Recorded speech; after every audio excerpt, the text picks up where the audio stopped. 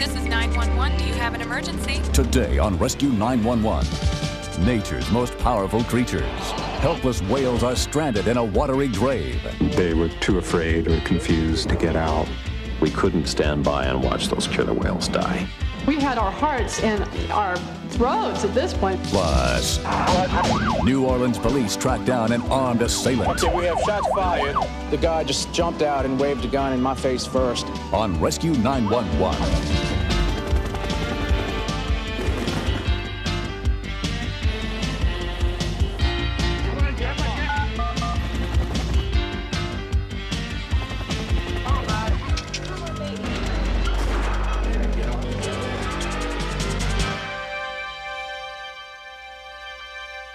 Despite the difficulty or magnitude of a situation, some people will go to any extreme to try and save a life. We begin near Barnes Lake in Alaska, where what had started out as a local curiosity was turning into a very large problem.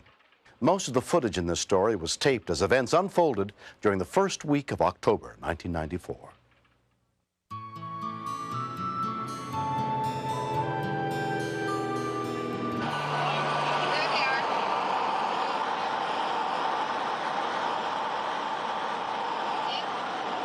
Local fishing resort owner Nani Fanamel had spotted several killer whales in Barnes Lake a few weeks earlier.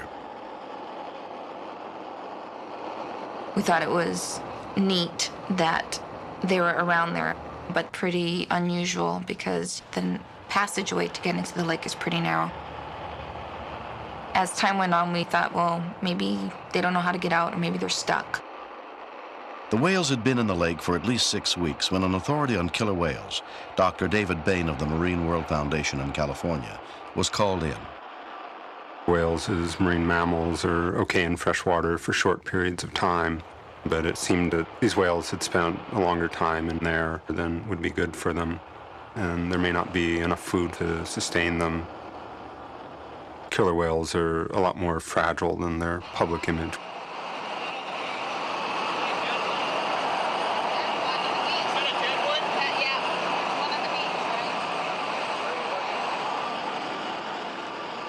When we flew over and saw the dead whale, I kind of sat there in disbelief because I didn't think that it was that bad. Victor Ives and a camera crew accompanied David on the journey to the lake to check on the whales. Hang on now, it gets really turbulent in here. We went in at high tide. There was only that time of day for about 45 minutes or an hour that it was safe to get in and out of that lake. Fishing show producer Russ Cameron was following in another boat. Whales don't like real swift water anyway. But also on the top is huge amounts of kelp that hang down like a net.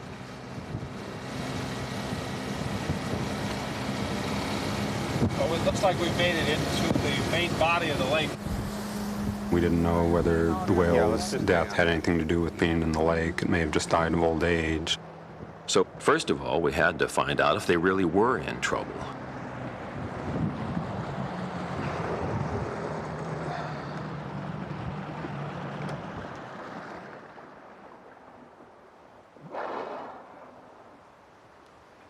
Normally when they come out of the water, there's that powerful burst of air through the blowhole, and it was pathetic, it was weak.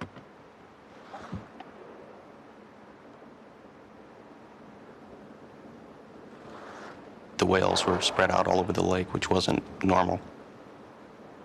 Almost all of them were being solitary, except for a mother and a very young juvenile. Everything they were doing was being done with the minimum amount of energy expenditure. If you've ever fallen under the spell of a killer whale, you know how powerful and magnificent they are. We couldn't stand by and watch those killer whales die.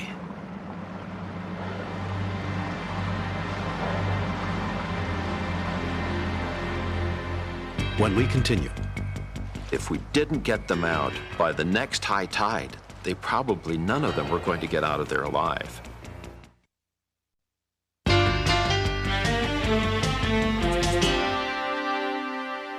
When marine world scientist David Bain determined that a school of killer whales who had found their way into a lake in Alaska were starting to die, he put out a call for additional help. Marine animal supervisor Bill Winhall and another expert from SeaWorld of California flew in to help.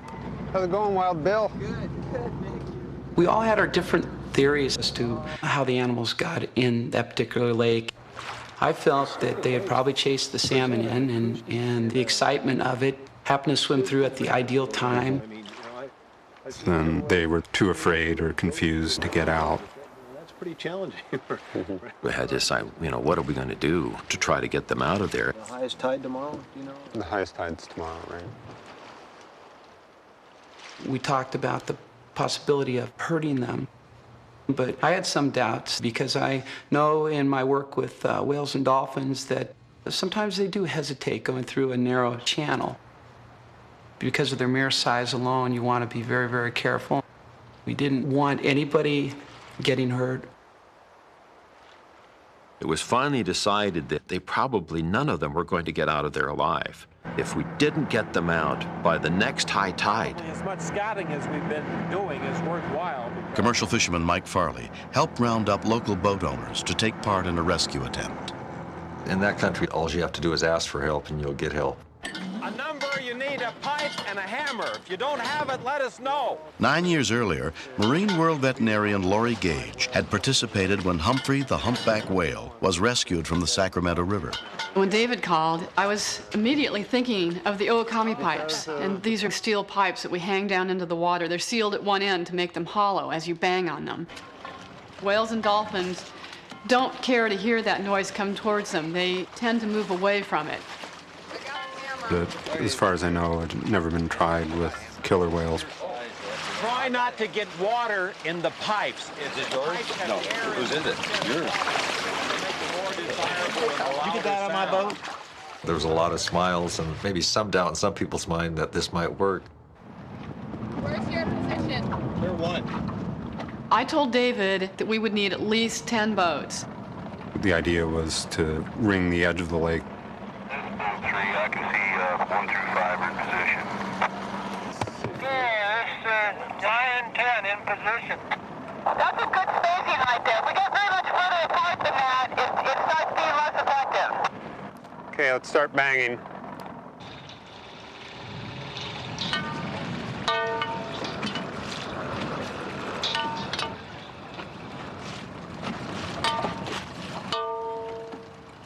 As soon as we started clanging those pipes, they all sort of herded together. That nice sound to it.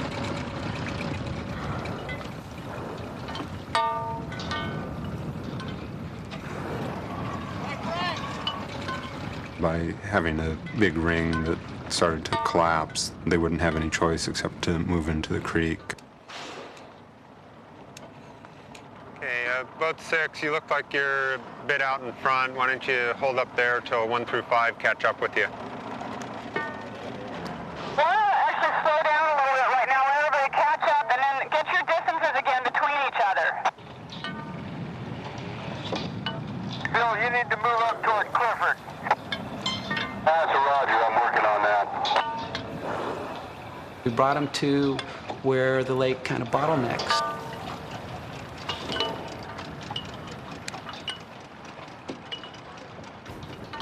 The whales started slapping their tails, warning us to get back. Now's the time for everyone to kind of hold their position. If you push them too hard, they may panic at what's in front of them and dive down deep and come back underneath your boat, and you are lost. Because at that point, those whales have figured out that the pipes aren't such a threat to them.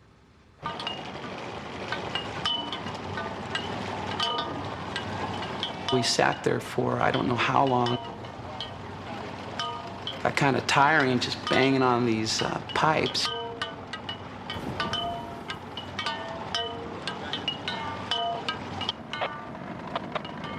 We got a nice rainbow behind you. While we were waiting, there was a large rainbow right over the tops of these killer whales, and we just looked at it and we really just couldn't believe it. It was over the exit where they needed to go. I mean, it's just look up whales. You can see where you need to go here. You know, God's trying to help you a little bit. They had been hesitant, but it looks like they're moving forward again. They finally went around the corner and into the creek. We'll send somebody up to check out the rapids. The plan was to gently, slowly move the whales up to the area of the mouth of the rapids, hold them in that area until we reached that slack tide where there was very little current going either direction, and then push them again to get them to go through. I didn't really expect this to work. Pretty intelligent animal, and it's working a lot better than I thought it would. The test will be when they go through the narrows. Where it'll be real shallow, I think they sense it, and they probably try their hardest to come back about it. Hey, Bill, you guys need to spread out more. There's a big gap here. It's gonna push them down the wrong channel. Orange boat, back! Back! Get back! One point they turned back toward the boats, and we all got very anxious. We didn't know where they were. We had our hearts in our throats at this point because we thought we maybe had lost the whole group.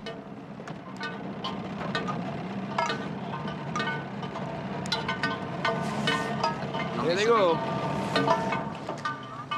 Forget them. We got them back again and then pushed.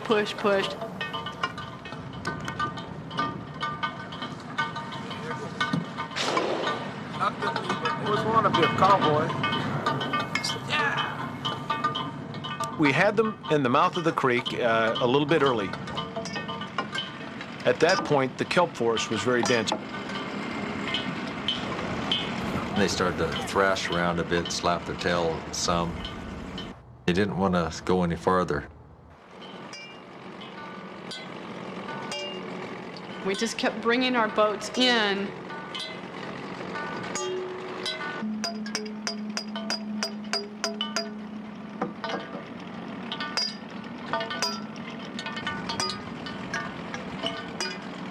Can you guys hold up? Hold on. The whales disappeared.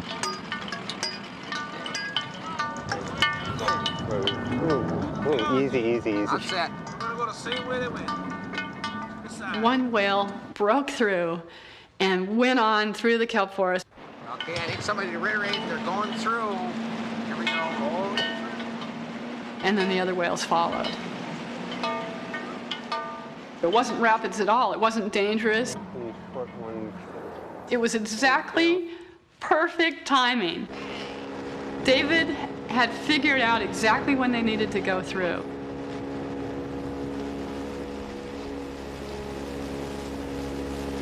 No sooner than they got out, they stopped. We saw seagulls surrounding them, which meant to us that they were feeding. They had been basically starving to death in the lake. Eventually, they broke out into the ocean, and I've never seen them move so fast. These guys took off, porpoised, swam very fast, swam deep. They're wasting time getting out of here.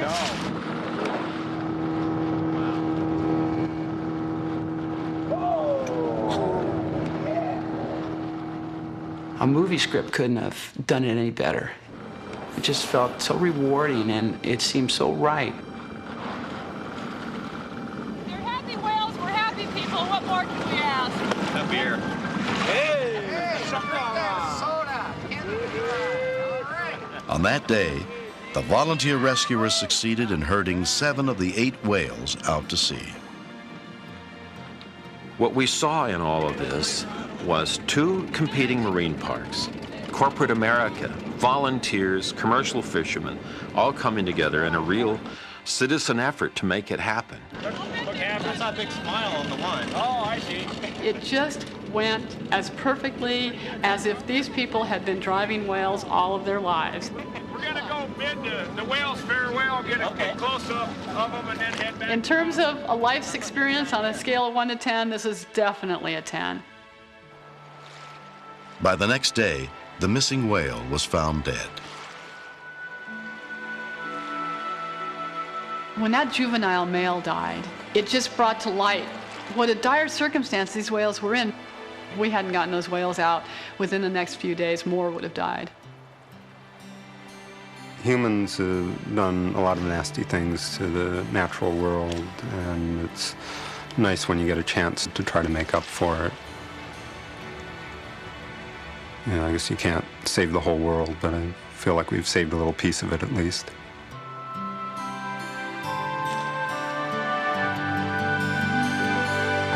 Next. Okay, we have shots fired. We heard a police officer call for assistance, indicating that shots were fired, that they were being fired upon. You could hear in the tone of his voice that something very serious was happening.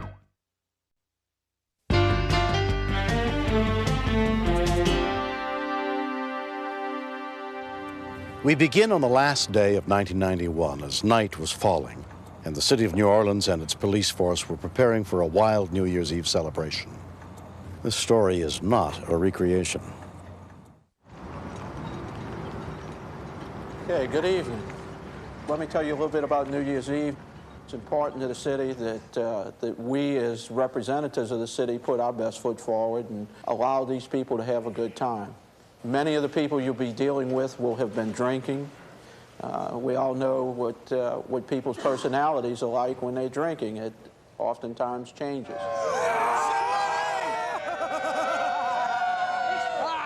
As the countdown to New Year's draws near, the crowd of partygoers on the streets of the city swells.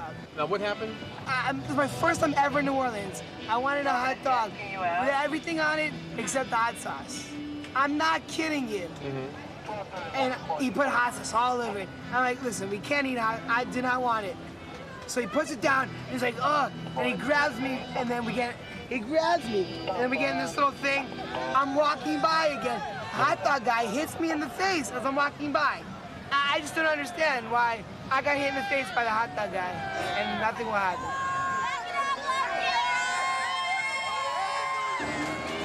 At 11:45 p.m., Sergeant Marlon DeFillo is patrolling uptown New Orleans. Okay, we have shots fired in the 2800 block of Washington. We heard a police officer call for assistance, indicating that shots were fired, that they were being fired upon. You could hear in the tone of his voice that something very serious was happening. Where's the victim of the robbery? The guy just jumped out and waved a gun in my face first and said, give me what you got. Tanya was screaming. At that party, we had two police officers working in private detail there. They witnessed the robbery in progress of the couple, and they intervened. The two suspects got into a Blazer and fled. Yeah, shot the window out of my car. How many people were shooting out of the Blazer? Just one. As he passed us, but he saw the police in the car, he turned, shot at us, and blew out my passenger window. Perpetrators bailed out of the vehicle, and we pursued on foot. I couldn't keep up. I lost him. Officers seal off the area. I'll be in the backyard, 1500 Washington, checking. He went over the fence heading in the uptown direction to a backyard. So he might have made it out the block. Have them units extend the perimeter. All right, we got Britannia, Connolly, St. Charles, and Washington covered. I think he wants to cover it also all the way to 6th Street. Do you have a physical description on the suspect? 6'1", about 180 pounds, black jeans, black Raiders jacket. That's all I can tell you. Up here, right here. St. Charles and what? St. Charles is first unit, on your way. Get my keys. Where he said, St. Where is he? St. Charles first. Where's that?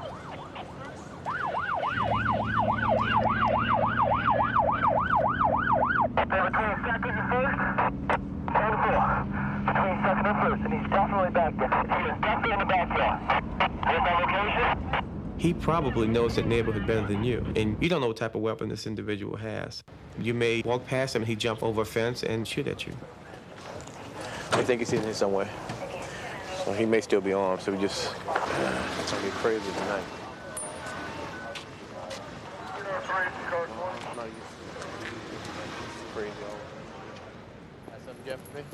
Canine Officer Harold Chambliss and his dog Max are brought in to help with the search. As soon as those lights and siren goes on, he gets keyed up. He knows it's time to work. It's time to help Daddy find somebody.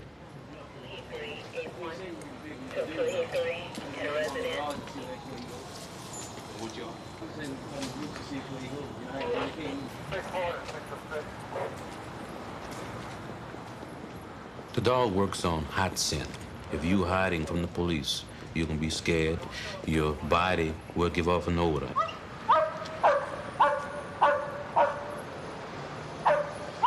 Max was giving me the signal that someone is either on the other side of his fence or someone on the other side of his house.